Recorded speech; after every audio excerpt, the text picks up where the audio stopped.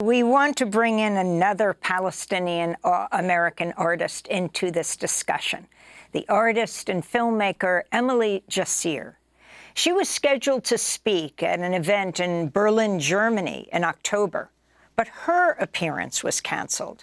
She's the recipient of prestigious awards, including a Golden Lion at the Venice Biennale, a Prince Claus Award from the Prince Claus Fund in The Hague, the Hugo Boss Prize at the Guggenheim Museum, and most recently, she won an American Academy of Arts and Letters Prize and received an honorary doctorate from the National College of Art and Design in Dublin, Ireland. She's the founding director of Dar Youssef Nasri Jacir for Art and Research in Bethlehem, where she was born. Welcome to Democracy Now!, Emily. It's very good to have you with us. Can you talk about what's happened to you, actually not here in the United States, but in Berlin, Germany? Thank you, Amy, for having me on your show. It's really a pleasure to be here. I also just would like to begin by expressing my solidarity for Samia and the loss of her show, but also for the curator, Elliot, because he was in Bethlehem last summer and spoke to me at length about this exhibition, so I was quite excited about it. I was slated to speak in Berlin as part of a workshop at Potsdam University. And when they canceled the talk, they wrote to me and said they were going to postpone it to a more peaceful time, or to a more peaceful point in time, which now, listening to Samia speaking about the idea of being a lightning rod, this really resonated with me. And this is one of the methodologies that is being used to actually stop us from being able to speak publicly and share our words and share our work. This is another way of doing it, is by saying, oh, we'll just do this in another peaceful time. But this is the time. This is the time when we should be speaking and having discourse across the board around the world. So I don't buy that that was the real reason. Again, we have to also take the curator into consideration and try to imagine what kind of pressure, particularly being in Germany, they must have been under. The situation in Germany, as we all know, is one of the most extreme cases of silencing Palestinians, but it's part of a larger war effort targeting Palestinian voices and intellectuals using various methodologies, including harassment, baseless smear campaigns, canceling shows, canceling talks. So it's very much part of a coordinated movement. So, Emily Jacir, could you talk about some of there have been numerous incidents in Germany where people have been canceled for one reason or another having to do with Gaza. If you could just go through some of those people, in particular the Palestinian artists and writers. Yeah, I mean, I think one of the first incidents was Adania Shibli, who was slated to receive an award in Germany. That was within the first week of October, if I remember correctly. The list is quite extensive. My sister's film, Emily Jacir, was canceled within weeks also. I think her film was canceled. It's a film about a wedding, and it was deemed too controversial to show on German television. Candace Brights, as we all know, is another person. There's so many. The list is endless. Well, we want to go now to a writer, a highly acclaimed writer and author, the award-winning Masha Gessen, who was also canceled in Bremen.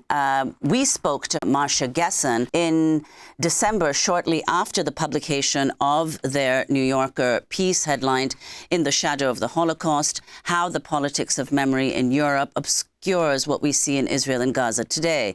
In the essay, Gessen wrote, quote, For the last 17 years, Gaza has been a hyper-densely populated, impoverished, walled-in compound where only a small fraction of the population had the right to leave for even a short amount of time.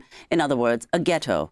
Not like the Jewish ghetto in Venice or an inner-city ghetto in America, but like a Jewish ghetto in an Eastern European country occupied by Nazi Germany, they wrote.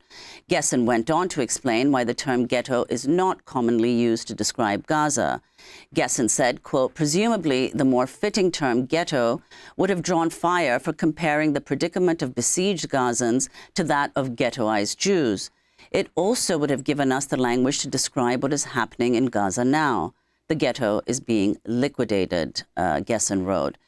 They had been scheduled to receive the prestigious Hannah Arendt Prize in Germany, but the ceremony had to be postponed after one of the award sponsors, the left-leaning Heinrich Böll Foundation, withdrew its support. Gessen discussed the New Yorker piece and the controversy that followed on Democracy Now! On the very day they'd been originally scheduled to receive the award in Bremen. A large part of the article is devoted to, in fact, memory politics in Germany and the vast anti-Semitism machine, which largely targets people who are critical of Israel and, in fact, are often Jewish. This happens to be a description that fits me as well. I am Jewish. I come from a family that includes Holocaust survivors. I grew up in the Soviet Union, very much in the shadow of the Holocaust.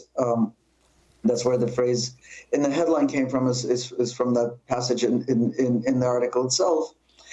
And I am critical of Israel.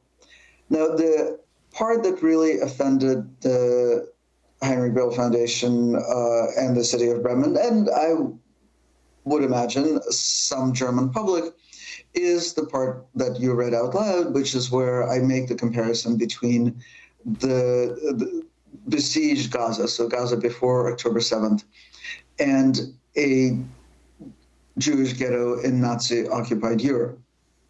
I made that comparison intentionally. It was not what they call here a provocation.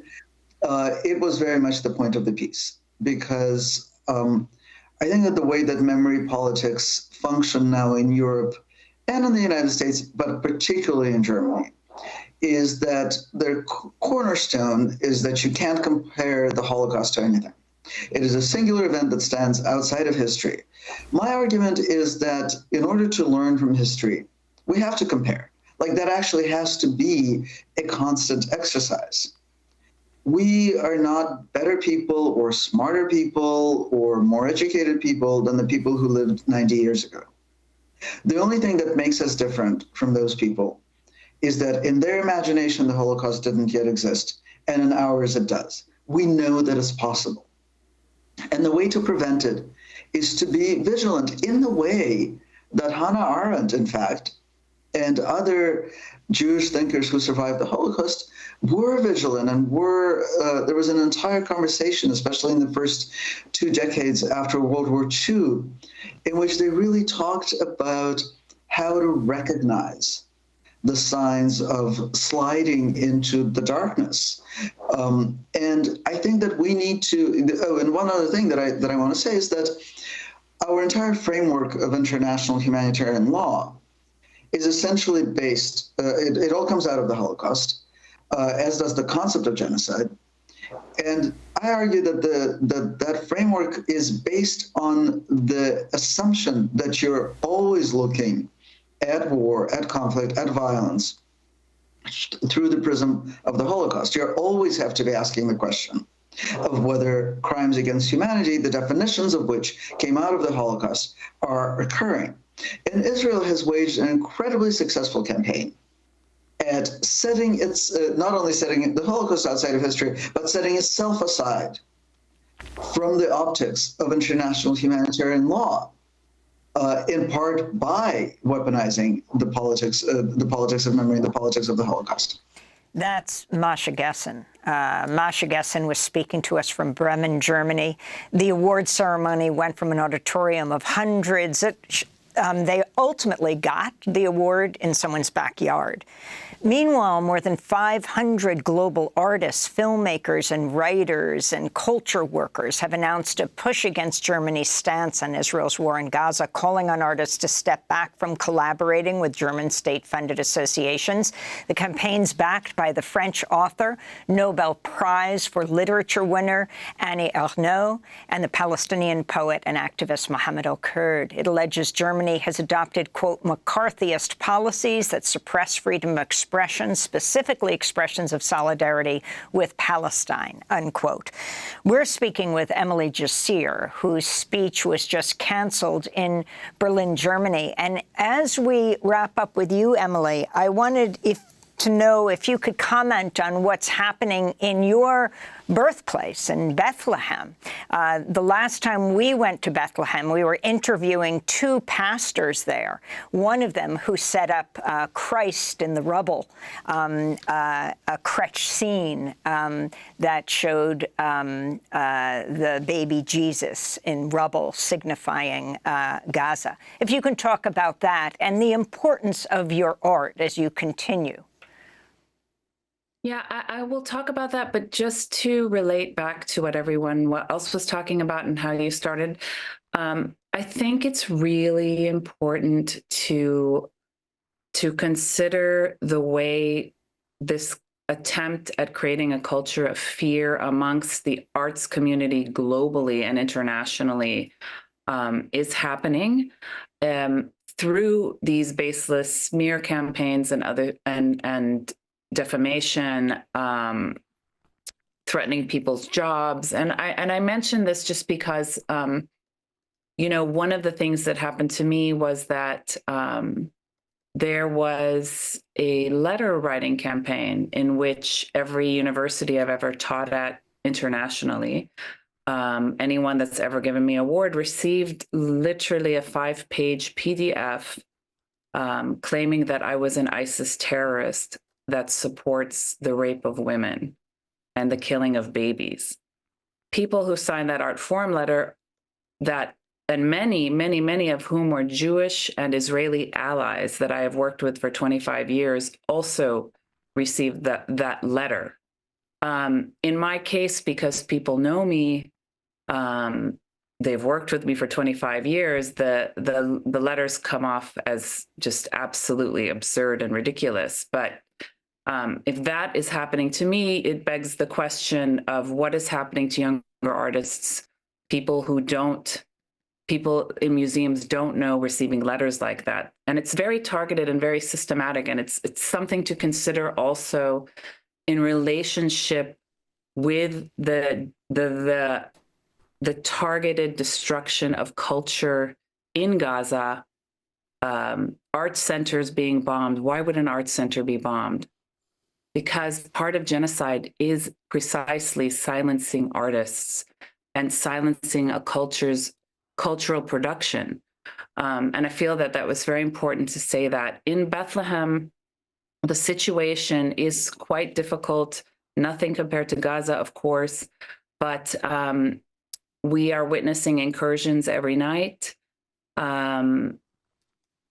It's been, you know, Bethlehem is a town that very, very much relies on visitors and tourists for its economy. So that economically, it's been a disaster. As an art center, our art center in Bethlehem promotes dance and music and art practices and making and residencies of local artists and international artists.